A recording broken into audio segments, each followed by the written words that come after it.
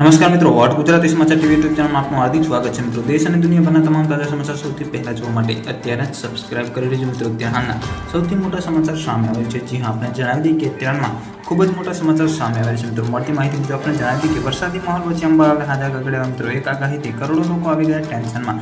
સંપૂર્ણ માહિતી વિડીયો મળતી છે। વિડીયોને લાઈક, ચેનલને સબસ્ક્રાઇબ અને વિડીયો શેર કરવાનું ભૂલતા નહીં। મળતી માહિતી મુજબ આપણે જણાવી દઈએ કે કેરળમાં અંબાલાલ પટેલે હાલમાં આખા ગુજરાતમાં વરસાદનો બરોબર જામ્યો છે મિત્રો। ત્યારે હવે ફરીથી આગામી સમયમાં ચોમાસાની ગતિ કેવી રહી શકે છે તે અંગે અંબાલાલ પટેલે આગાહી કરી છે મિત્રો, જે હાલમાં ખૂબ જ વાયરલ ગતિ જોવા મળી રહી છે। મળતી માહિતી મુજબ આપણે જણાવી દઈએ કે ચોમાસા પાછલા કેટલાક કલાકોમાં ધીમું પડ્યું છે મિત્રો, પરંતુ આગામી દિવસોમાં ફરી એકવાર ગતિ પકડી શકે એવું અનુમાન જોવામાં આવી રહ્યું છે મિત્રો। રથયાત્રા દરમિયાન હાલમાં હવામાન કેવું રહેશે તે અંગે વરસાદનું જોર કઈ તારીખથી વધી શકે છે તે અંગેની માહિતી પણ અંબાલાલ પટેલે કરી છે મિત્રો।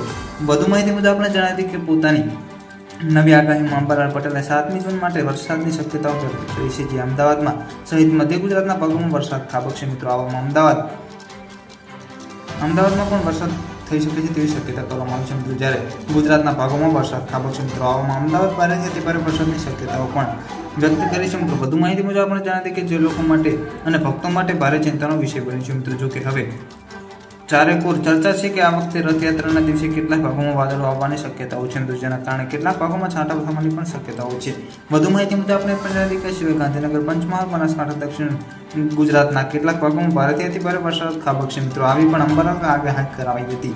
વધુ માહિતી મુજબ આપણે પણ જણાવી કે બંગાળના ઉપસાગરનું વહન 7 થી 8 જુલાઈ દરમિયાન સક્રિય થઈ શકે છે। તે ઓડિશાથી વિશાખાપટ્ટનમ લઈ મધ્યપ્રદેશના ભાગો સુધી આવી શકે છે મિત્રો। પલની માહિતી વિડીયો મળતી છે। વિડીયોને લાઈક, ચેનલ સબસ્ક્રાઇબ કરવાનું ભૂલતા નહીં।